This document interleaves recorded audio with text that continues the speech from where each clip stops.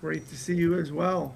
Ladies and gentlemen, John Skogmo, Jonathan, as we say, another Chicago person, which is an amazing coincidence or synchronicity, even though you might think the geography is a rather superficial connection. But why isn't it?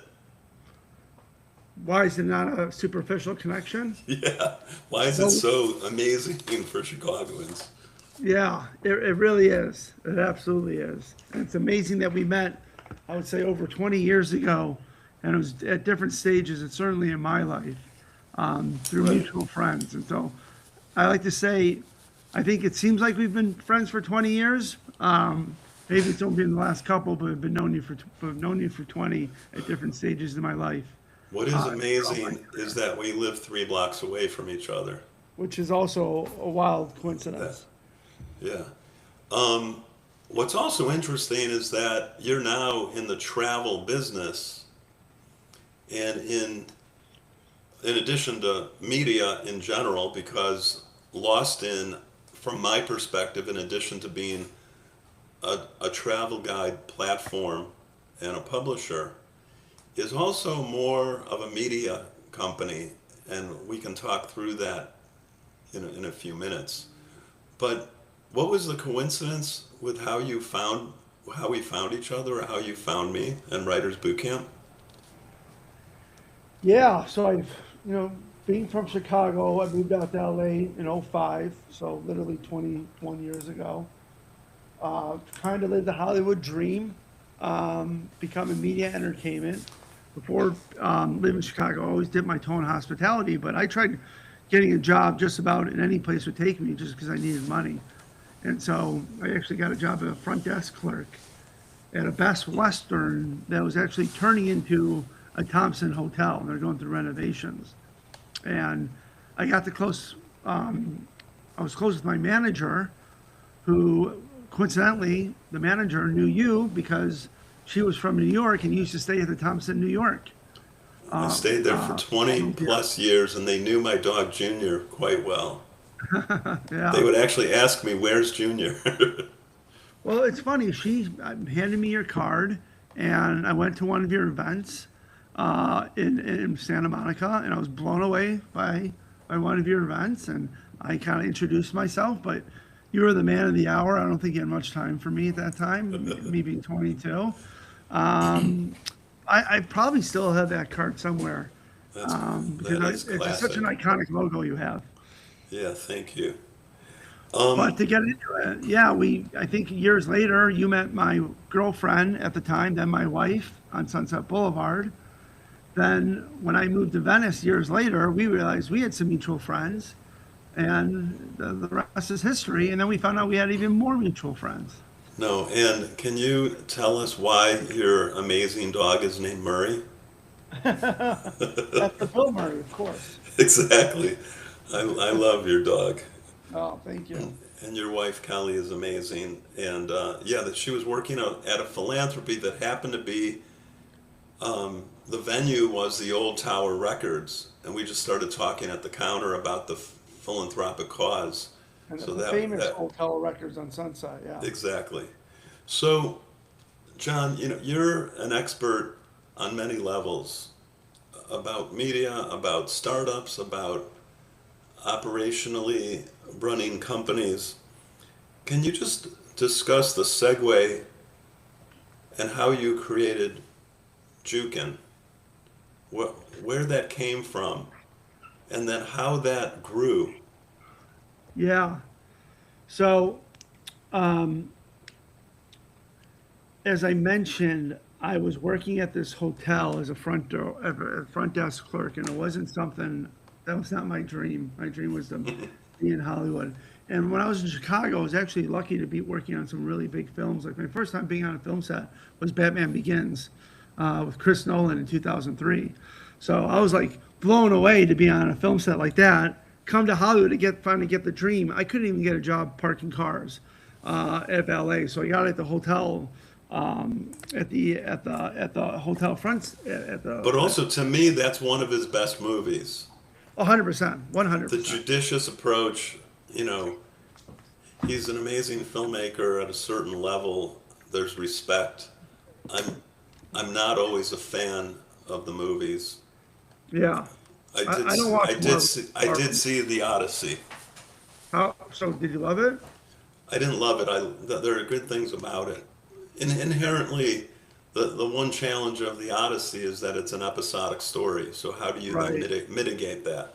Yeah. Yeah. Yeah. Yeah. But I still Yeah. think it's worth seeing.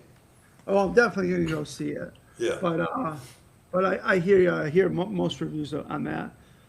But anyway, to make this kind of long story short, for how I got into this business, I left that hotel job because a friend of mine, actually somebody else from Chicago, I don't even know if you know this story, a woman named Cindy Spreckman. Does that Hmm. ring a bell? She started Judge Judy. Oh my God. Yeah. She was semi-retired, but she had a friend who was looking for a researcher on a clip show. And I was actually finally getting like some decent income to live. And I was hesitant to quit my hotel job. How crazy that was. It's only 4 months in. But she said, John, you came out here to make movies. You came out here to be in the business. Quit your fucking job because this pilot for this clip show is only 6 weeks. Anyway, quit the job. And a clip show, think of like America's Funniest Home Videos. At the end of every episode, there's a call to action. Send your videotape and VHS tape or DVD to this PO box. Well, I was the poor schmuck going to the PO box every day picking up VHS tapes. This pilot ended up working, so then I got a staff job doing this, and these videos were really bad, if you can imagine. The envelopes smelled like shit for whatever reason from America. I had a VHS player on my desk. And I would watch these really bad videos America would send in. But if they were any good, I had to read their bad handwriting, call them up, send them some clearance paperwork, ask them for more footage. And the process took like 3 weeks to clear like a single video. And I just thought this is so archaic. And the only other ways of like clearing content, there's stock footage houses, you call news agencies, is that sort of thing. But we live in 2026. This is 2004, 2005. Online video didn't really exist. It was at the very early days of online video. And me always kind of being the right person, I think being the right person at the right time, at the right age, I saw the advantage of online video. And particularly this one platform that came out where it looked like people were posting content and it looked like they own the content. And I can direct message them and say, hey, do you want to be on our show? Was that a And- precursor to YouTube? Well, you took away the punchline. That was the punchline, YouTube. Okay. Because the producers of the company, this is weird. They actually happen to be from Chicago too, the owners. I did not Really, know that. really, there's all coincidence. Yeah. They ended up firing these producers. The Judge Judy one that hired me, her friend, they fired her. They made me take her job because I was finding better content at faster rates and getting them at cheaper rates than ever before. And they're like, hey, kid, you're doing such a great job. We're going to make you the lead producer at age 22 or 23, whatever it was. And you teach other people how you find content, clear content, speed. And so this clip show was this small cable clip show got popular. Obviously, online video got more popular. YouTube got popular. Then you remember when the writer's strike happened. That had the opposite effect. They were, striking against reality TV. It had the opposite effect. Reality TV got even more popular because of it. And I made a name for myself in the small Hollywood clip show community. And so I saw there was value in user-generated content in viral videos. I understood the value of that. And so we've talked about MIPCOM, right? Mm-hmm. I went over to MIPCOM. I was working for Craig Pelisian, who started Survivor. He wanted me to find some international clips and shows over there. And I saw a lot of TV shows that I helped produce overseas. That I was a day player. I was a freelance producer. I would end a job on a Friday, but start a new job on a Monday. But I realized in this business, and we just talked about kind of franchises, to make it in this world, you got to own your own IP. And it's hard to own IP. It's hard to own characters. It's hard to own formats and movies and scripts. But I realized I know these individual videos better than anyone else on the planet. And maybe I can build a media company around this IP, user-generated content. So I came back from MIP, quit my job, started Jukin Media, took me on a 12-year journey of started as a bootstrap, scrappy business from my apartment, grew that to about 300 employees. We had offices Oh in my LA. God. Yeah, 33,000 square feet in LA. One How of the cool. how Go did ahead. it how did you come up with the name? What did that mean? Well, again, not to keep, we should call this the Chicago Reference Show. It really was a term my friends would use in Chicago. Like, hey, is this party Jukin? Is it Jukin? Is it happening over there? I Yeah. don't know if it's ever picked up outside of my friend group. And if you look at it on Urban Dictionary, it means a few other things we won't get into. But I Right, kind of right, like the right. name of that. And when you say you knew clips better than anybody else, was it 10,000 clips? Was it, and then what became the pertinent model for you to, control or rev share or whatever certain video? Like, what was the repetition? Well, I knew the market of these clip shows and how much they were willing to pay for it. And so Okay. I knew all the budgets. So I knew that they had a $50,000 budget for X amount of, it's a great question that I don't think anyone's ever asked me that. I knew the budget for the certain amount of clips, that were allowed for the show. So to me, I just worked it backwards, and it was just a great business model. So I bought my first video for $200. Bought the exclusive rights of a user-generated content because nobody knew what it was worth. I was studying the market, and I licensed it for $2,000. Okay. So I owned the video for $200, licensed it to True TV for $2,000. Took that same video, licensed it to the Discovery for $1,000. I knew they had a little less budgets, but I made $2,800 in a matter of 36 hours. Right. You know, And how did you 2,800. how did the buyers, the producers access the video? Yeah. How were you communicating with them, or how did they communicate with your growing team? Was it like a library? So it first started in going very early days. We just built our own YouTube channel. You can access it. We Got had it. a mailing list, but then we really invested in technology and essentially built a platform. Think of a marketplace like Getty Images Right. or Shutterstock, where you can come in, search, Okay. download the video. We have electronic feeds. So with a 12-year journey, I mean, we built technology to help us find videos before anyone had seen them before they went viral. We pushed that virality. We were licensing to, when I first started out, it was just clip shows, but I was licensing out to every morning show, news show, talk show, advertiser, brand, digital billboard. So you became a clearinghouse, and were you charging subscription models, a subscription model to companies and individuals? So if you just wanted an individual video, you can download, you can go on the site, download it, and you pay the license fee.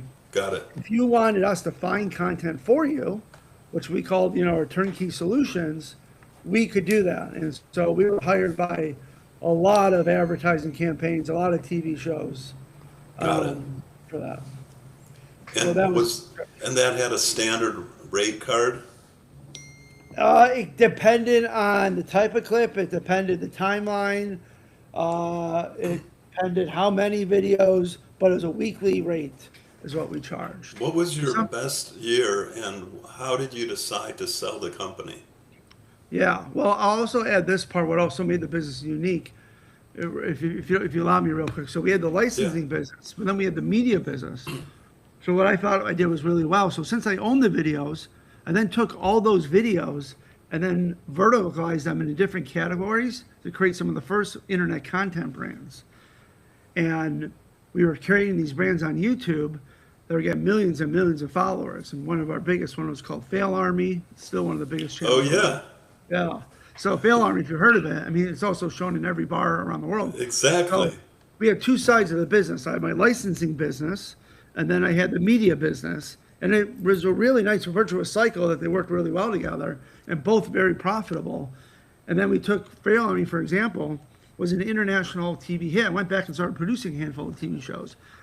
Fail Army was a television series. We did 140 episodes in 200 markets around the world. I did two spin-offs, one for Channel 5 in the UK, that was 20 hours, and one for Fox starring Terry Crews, we did 2 seasons for. So you packaged with talent. They weren't just packages that didn't need a presenter, right? It did. So the Sometimes they international did. the international show was just no presenter, voiceover, clip after clip. I like to say a guy getting kicked in the nuts is an ouch in any language. It's funny anywhere, right?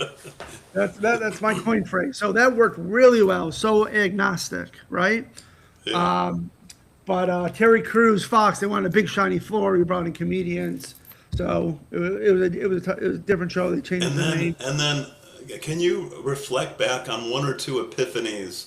Because obviously, when you're doing it every day, your own internal operation ends up with a certain vernacular, certain initiatives and projects, certain clients and revenue streams that you're noting and identifying. But was there an epiphany or two? Because in a way, you were also a clearinghouse for multiple brands within the pavilion of Jukin as a media company. Totally, absolutely, yeah, uh-huh. So did And you by the way, which is also great, it added to our library. So when these Right. guys would hire us, I would just still get the exclusive rights. So they were paying me to do my job anyway. That's unbelievable. So, but did you also have other content creators like in a lineup that were also creating their own brand within the structure of your company? There was at the time, so I'm talking about in the 2014 to 2019 era, it was like, I'll call it the multi-channel network era of the full screens, the Maker Studios, the Studio 71s. Those guys Right, were exactly. really all about representing talent. I didn't like that business model.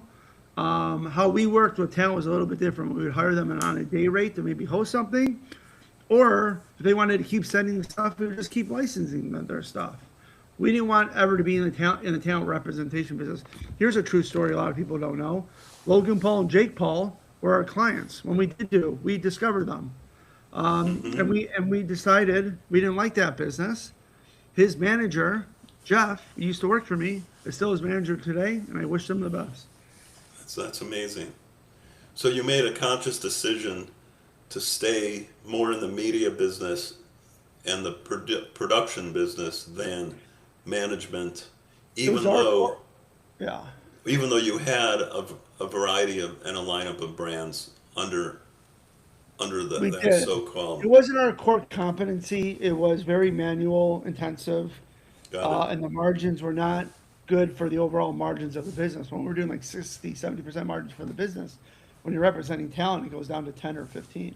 Right. Good point. So a couple quick things as we segue and get to Lost in your current media. I call it a media company, and that may be a I conflation. think, no, I think it is. You're absolutely Okay. right. Before we get there, um, when we see somebody talking about the NBA, somebody has their channel. How are they? Is it all fair use? How do they have access to the video to then add their voiceover or their story? Right. What's the status of video? And we have other creative currency speakers recently who talk about how their own content that they create is being in a way borrowed or stolen or Yeah. adapted. Yeah. So how do you look at the video landscape right now? Because you already said it like a clip show. Well, you've contributed to the clip economy. Yeah. And here we may have an index of these. These aren't long form as far as our normal interviews because I consider that 90 minutes. Not Yeah. that we can't talk to you for 90 minutes, but at 30 minutes, that to me is short form. But Right. ultimately, I You might have saw to go. yeah, and I saw a clip recently, a quote recently that said, "We used to think the clips were promoting the show. Now we realize the clips are the thing." On the show. Yeah. Yeah. And you Especially for hear like, this phrase, "clip economy, clip economy." yeah. So if you can, as like a two topics, one, what's the state of video and how is everybody able to rip this video? I'm not saying it's thievery. Yeah. I'm just trying to understand where it comes from. And then secondly, what is the clip economy? Oh, I love your question about rights and fair use because it's not a topic that comes up enough, especially when people talk to me. I know a lot about this subject and set precedent in the law.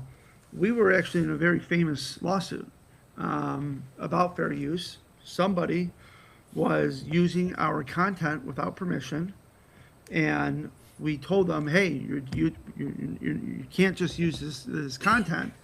It's not falling under fair use because you're monetizing it. You're taking the best piece of the content, and you're showing the main parts of it. There's no educational value here." And so he told us to go, pound sand and not paying anything. We were just going to charge him a normal license fee. He kept doing it, kept doing it, kept doing it. What we could do on YouTube, we can do a claim and circumvent that revenue. We did that. He sued us. We then countersued. Our lawyer happened to be one of the most famous lawyers in the world, arguably right now, Doug Emhoff. And the case was settled. And what do you read about publicly? The jury sided with us. Got it. It was reported in the Hollywood Reporter. So Because they were monetizing it, it wasn't for journalistic purposes, correct? it wasn't for journalistic purposes, yeah. And so, and they're using the main part. Like, so in a movie, it's a 2-hour movie. If you only use 2 seconds of it, it's a much easier claim for fair use, right? But when you're showing a 5 seconds of a clip, and the clip's only 5 seconds, you're showing the whole entirety of the work. Right. So, when you talk about kind of like sports rights and commentary over that, I mean, the NBA, the NFL, MLB, notorious. Disney's notorious for copyright infringement. And they have to be. Also, part of the law is if you're not actively protecting your copyright, you could essentially lose it. So they have to do that. But they're much more lax. And I'm not as familiar, I'm not in that game as much anymore, pay attention to headlines.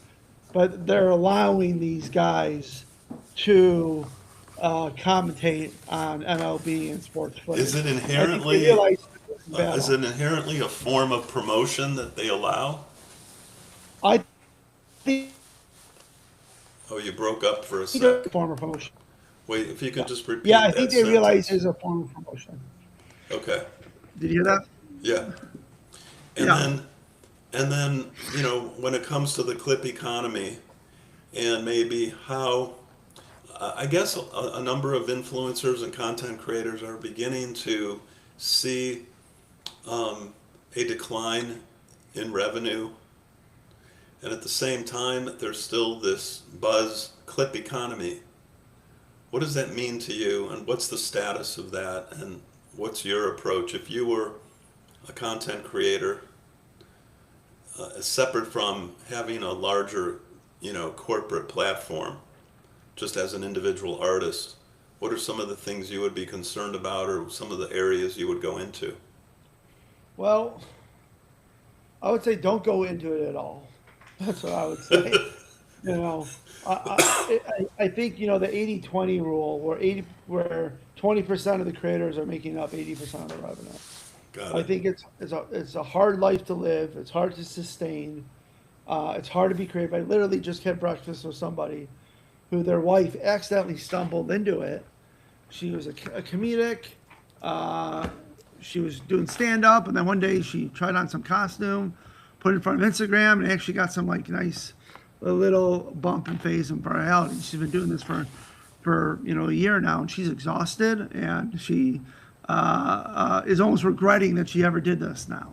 And doesn't have enough numbers to Doesn't have enough numbers. justify brand sponsorship. Exactly. And when we talk about the travel business, I'll tell you, I think travel creators have it even much worse. And I think they're some of the worst people on the planet. Is it because, the number one expense I feel on traveling, because if you have enough miles you can book a flight, but each night in a nice hotel is the equivalent of the same amount of points per one flight. Right. Food can be, a little less, a little more, depending on your lifestyle in your normal life. And so that's almost an incidental. Sure. But it seems like what content creators and influencers may get the benefit of, they can travel and have their hotel expense defrayed. Yeah, there's a lot of stuff on barter in the travel creator economy. But when you do that, I think the problem is you might get that free hotel, you might get that free restaurant buffet at the hotel, but if it's not true to your brand, you lose that authenticity, and that's why people follow you in the first place is be authentic. Got And it. so I think what happens with travel creators, they lose a following pretty quickly because all of a sudden they're staying at a place because it's giving them for free that it's against their personalities. Every hotel chain and Right. property has its own brand and identity itself. And so when you're crossing over, you just lose your audience that way. Right, and if you're the stars of Blackpink and you're at a certain ambassadorship level Yeah. where you're making $1.6 million per post on Instagram, Yeah. it's bougie enough that Totally. that's mitigated and people aren't thinking you're inauthentic Right, because right. You can do whatever you it's want. it's 5-star plus. Right.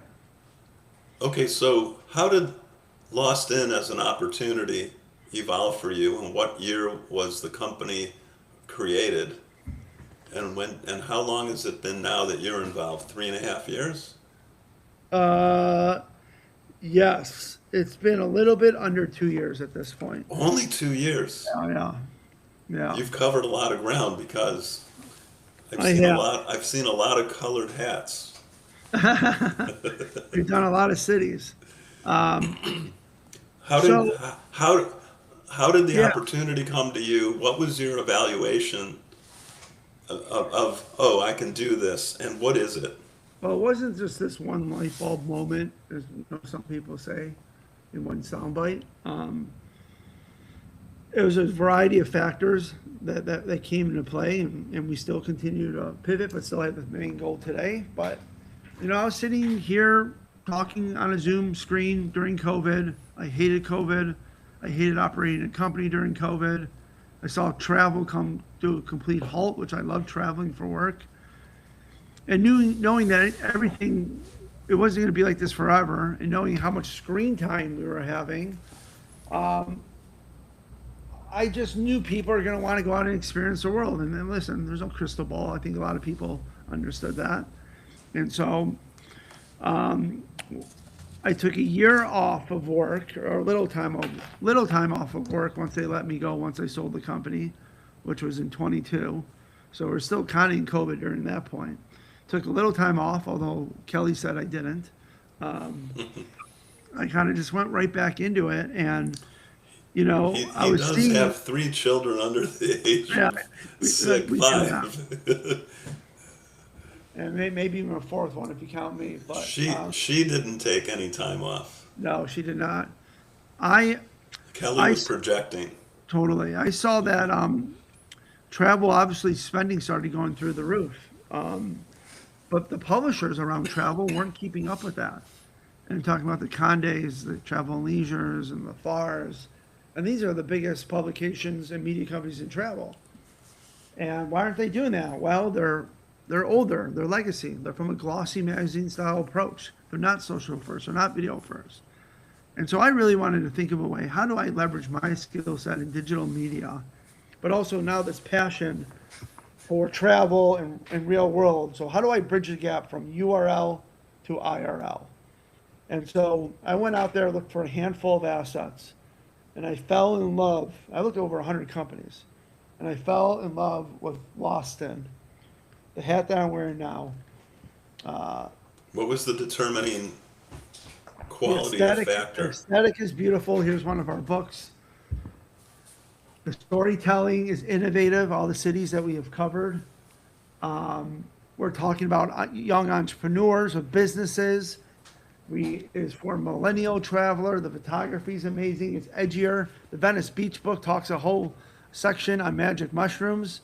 I mean, we really go deep into a culture. So, like our Paris book, for example, that we just relaunched last Tuesday for Bastille Day, we don't talk about the Eiffel Tower. We don't talk about the Louvre. We talk about what the locals do. And we interview the locals and we get their perspective. So we don't tell you where to go. We tell you why you should go there. That's awesome. Yeah, so I really love the editorial, really love what it stands for, and it's going for that millennial economy traveler.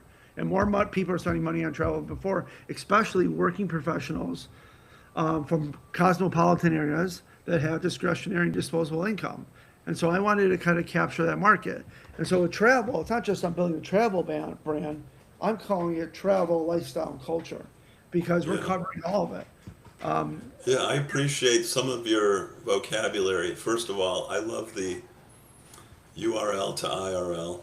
Thank you. Something more subtle, but of course, inherent in your comprehension and history is video first. Yep. Because and legacy basically means printing. Yeah. So, But and I make a big argument. Physical media is making a comeback right now. We're now in 400 bookstores around the world. Barnes and Nobles are opening more print bookstores. media is that the word? Yeah, print media. It's making a comeback. Barnes and Nobles are opening more bookstores. Vinyl has hit now 2 billion in sales. You make more. A music artist makes more money in vinyl than it does on Spotify. That's crazy, Right. That's amazing. right? No, Yeah, but point and your shoot cameras are making a big comeback. your segue was perfect because as soon as you said print, I was going to say vinyl, and then you beat me to Yeah. it. So So in the approach to Lost In, first of all, how do people find you? Secondly, um, I saw a quote of yours, a clip from another interview where you spoke about membership. And my question to you, and it's not rhetorical, is what do people actually pay for online? yeah, Not just with Lost In, but what are they we're like willing to pay? travelers. What are they willing to pay for as far as a portal or a membership? Well, Do they need the books physically? you don't need the books. I think when we're thinking about membership, we're thinking about a lot of different offers. I think first off, we're building a community and a club that has shared interests and shared values. So I think that's first and foremost. And it Okay. feels good to be part of that club. And so when we put something in our book, we're putting it's the ultimate authority, right? We're the ones telling you about it, and we're the ones telling you Because where the owners of local venues and restaurants and cultural organizations are technically members of Lost In. Yes, exactly. 100%. Yep. Okay. Yeah. And so when people become members, what's expected of them, and does that lead to greater screen time and usage of Lost In as a platform? I would say it might even be less. So we give a percentage. You get discounts off our books. You get first invited to our events, to our amazing events that we do. And if you do want to book somewhere, we have an amazing booking engine for hotels that are exclusively verified through Lost In, and you can save up to 40%. That's unbelievable. So Yeah, are you personally negotiating those deals? I have a great team. I have a great team. And what is your perspective of the travel business these days?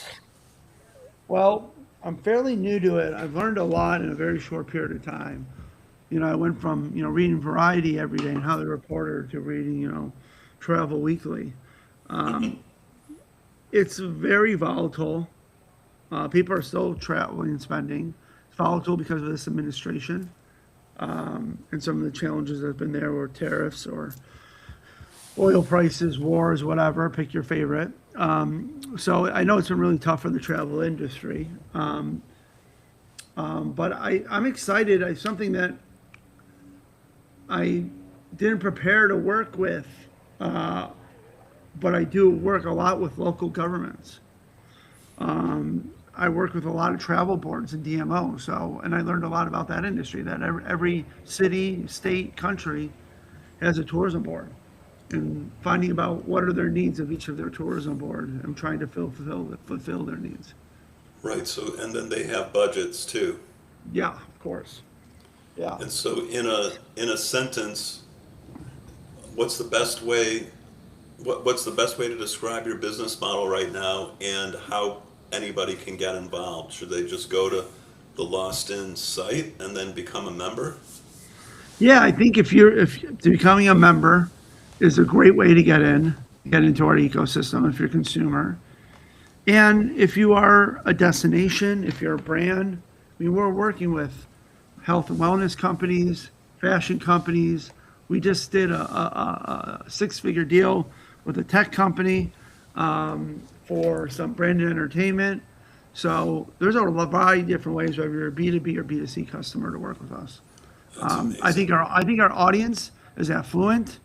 I think they love what we put in front of them, and we demand a lot of authority from them because they really believe in what we do. And we are community and fan first.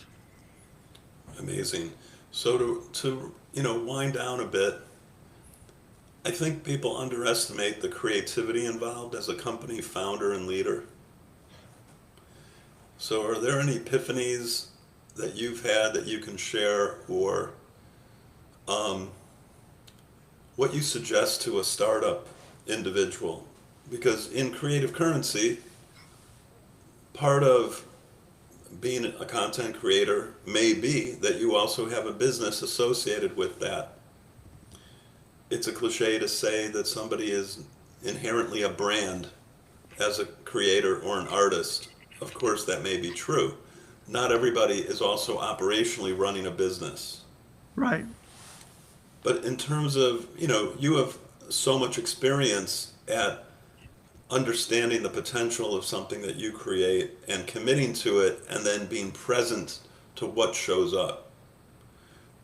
But you've already almost discouraged, artists from creating something on Instagram, a persona. But what would you say to a startup person, somebody who has an idea, somebody who's looking to raise money? So, yeah, and I think to be clear, I was being a little facetious on the Yeah, I know. content creator side. I know you're being effectively cynical. Yeah, Because but I what that just does, I it think requires somebody to really commit to who they are and what they want to do. and it's kind of related to the next point that I'm about to say. So I think I don't know any other way to be an entrepreneur than just being an entrepreneur and doing it in the way that I did it. And it's the most amazing journey one can go on. And it's also the scariest, the loneliest journey one can go on it too. And I think you have to sometimes put your friends to the side, not being a bad person, put your family to the side, miss weddings, bat mitzvahs, birthdays. That sounds You like have to something be specific that happened recently. Yeah, you just have to be. This is your baby, and this is your dedication. I mean, you have to find balance, but you also have to be unapologetically selfish, especially when you're running a business and you have employees and you have their lives depend on you and their families dependent on you. Mm-hmm. So I take that responsibility very seriously. That weighs a lot of pressure on me. I also have issues where I feel like if I'm not working at 110%, then I'm not working at all, Mm-hmm. I mean, you see me running around on my bike from meeting to meeting Oh yeah. on the weekends, and I have a mental, I need to go see somebody about that say to take it easy, but But at it is least you're using your bike, which is an amazing thing in Venice that we can do that, and totally. that's healthier than Yeah, racing around. I think it's an amazing journey, but I think to really make it, you got to tell everyone that this is my number one priority, and you're going to have to make sacrifices in relationships with your health, with anything to make it work. Right. So So an I'll give essential, people that warning. so on an essential level, it's a form of communication. Yeah, Communication helps with the stress, the anxiety, the risk, the blind spots. So you're constantly communicating, yeah, but you're not over communicating. definitely not over communicating. I could be articulating a lot better. All right. Well, John, we covered a lot of ground. Thank you We for did. I'm doing bummed it's this. over. We I could have know. kept going. Let's do a part two. I know. We went a little over in a good way, but I'm have a great day. schwitzing in here. I don't. The air conditioning's not working in my office. Well, hopefully I'll see you this weekend in the neighborhood. Let's do that. Okay. Thanks for doing this. We'll This was talk soon. awesome. All right. I'm glad we Okay. made it work. If Thanks, you Joe. sign off, just leave your tab open. Oh, just leave it open? Yeah, but you can sign off or stop. Here, I'll do this.